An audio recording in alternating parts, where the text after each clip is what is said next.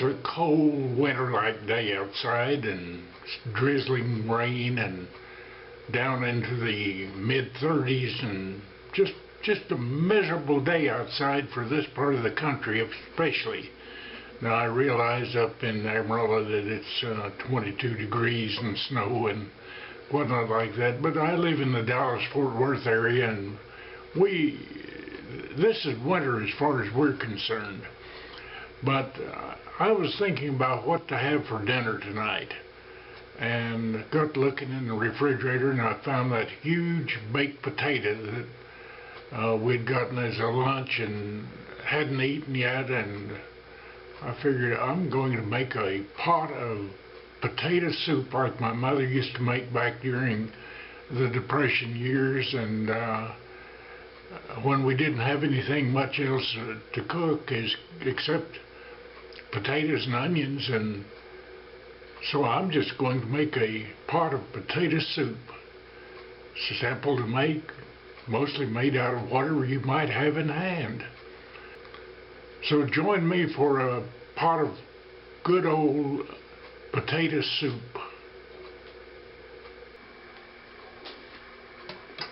Well, here's an onion that I've diced, and here's the baked potato that I peeled to get rid of the peeling on the outside, and I'll dice it. And this is a cup containing some butter and some sour cream and some chopped green onions and whatnot that came with the baked potato to season it with, and I'll use that in the making of the soup along with the rest of it. So what I'll start out with now is some butter in a pan and the onion to pre-cook it. And here's the potato all cubed up in little bite-sized cubes, and nothing precision on that, just cut it up and so you don't have a big hunk of potato in your mouth all at once. Now I'll cook the onion and then add this and the stock. Well, it's getting along towards supper time, so it's time to finish this up. I'll stir the onions and butter together, and I just turn the burner on and going to sweat the onion down. Okay, the onions are soft, so it's time to put the potatoes in.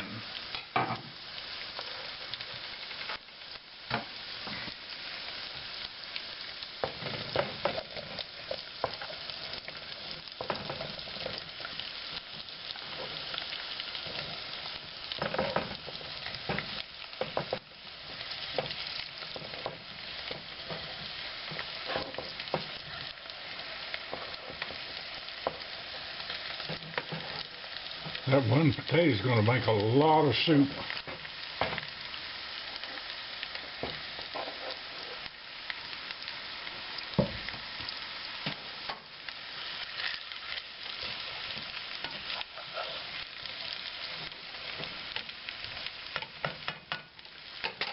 And I've got some beef stock here. I thought beef flavor in it would be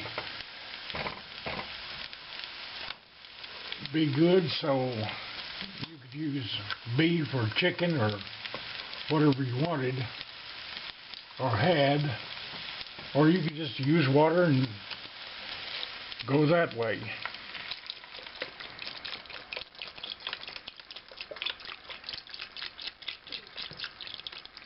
Just enough to cover it.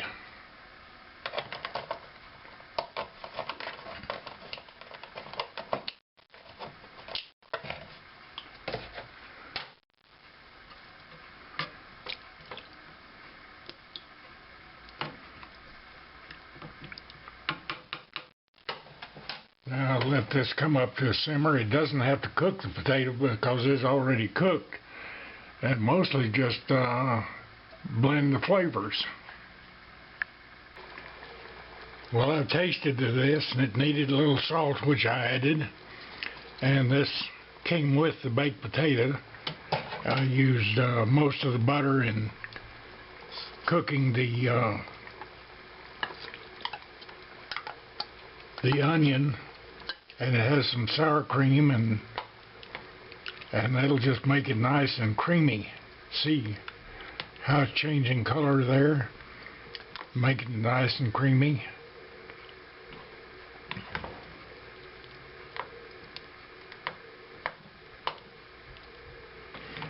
You know, you can make broth out of just about anything. During the Depression, there's a lot of times it was jackrabbits or prairie dogs. Now, I know that calling it a prairie dog has certain connotations, but it's no relationship for a dog. Its call sounds like a dog bark, but it's really a squirrel, ground squirrel. But that is ready to go to the table, so I'm going to take it up and we'll have potato soup for supper. Okay, we'll serve up some of this soup here.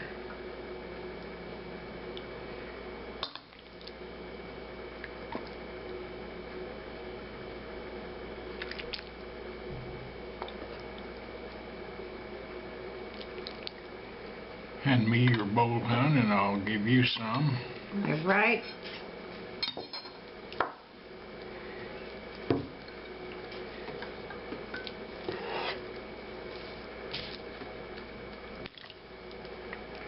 You know, you can just make this with the plain water and no stock, and make it vegetarian or vegan. And there we go for you. And get some crackers out here.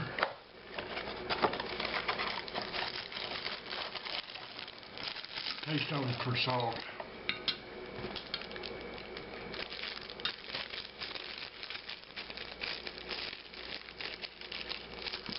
No, it's fine. Good.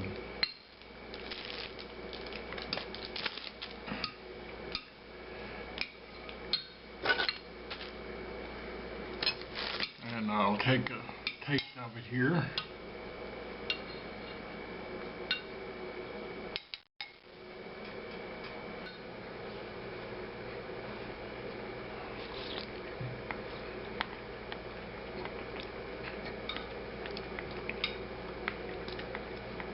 Well, I think that's pretty good soup. What do you think, hon? Yeah, I do too. Very good. Well, you remember the big baked potato we got for lunch and didn't ever have it? Yeah. This is it. This is it. Repurposed.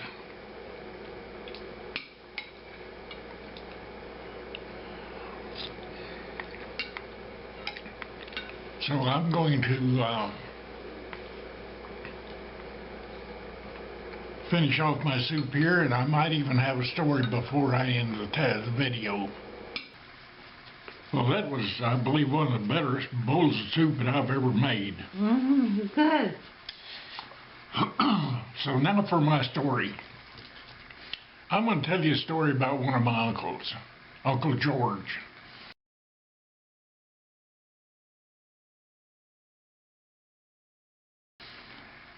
He was a huge man. He was about 6'4", 6'5", something like that, weighed probably close to 300 pounds, even though he didn't look fat or anything. He's just big. And he had hands on him like hams, and people certainly didn't ever challenge him. That was one of the things. But he liked to play the part of the old prospector at the Pioneer Days parade in Guyman, Oklahoma. Now, Guyman, Oklahoma is up in the Panhandle. It used to be called No Man's Land because when Texas was laid out and they formed the northern border of it, and the Oklahoma Territory was laid out, it left a gap of land up there about 30 miles north and south and about 100 miles east and west. And it kind of dry and not many people there. And in fact, it was the epicenter of the great drought and dust storms. So you know what the weather was like around there. But anyway, the the main town there was Guyman, and my Uncle George was a blacksmith there, and he was also an inventor of sorts, and he liked to play pranks on people. And one time he took a coffin and put an electric motor in it and batteries and an off-center weight and a switch hooked up to one of the handles on the side of it. Took it down to the railroad station and set it on the dock there, and he had on his black suit and his black hat and his Bible. And when the train came in, the porters all got off, and they were a little bit wary of getting around that dead guy in a coffin anyway. And he says, "Oh, would you put my dear departed brother on the train for me?" I says, "I'm just by myself and I can't handle that coffin by myself." Well, they came over, and when they picked it up, well, one had lifted on the handle, turned it on, and it began to shake and thump inside and scared the daylights out of him. And he had fun out of things like that. Then when Halloween came, the funeral home there, he went down, opened the back door of the hearse, and leaned the coffin in half inside the hearse and half out on the ground, knowing that when the kids came by and saw it, they were going to do something with it. And I don't know how many of them he caught on it. They would come up and they'd go to carry it off. When they had to move the handle and it started shaking and thumping, well, they'd scare the daylights out of them. But anyway, he had 8 or 9 kids, and every so often he would come down to our place there in the Panhandle, and one year they shot jackrabbits and made jackrabbit hot tamales out of them, and they weren't bad eating or anything. But I always liked him. He was a fun guy to be around, and he had another brother up there in the Oklahoma Panhandle, and this is a picture of him and the place where they lived, and it was during the dust storm.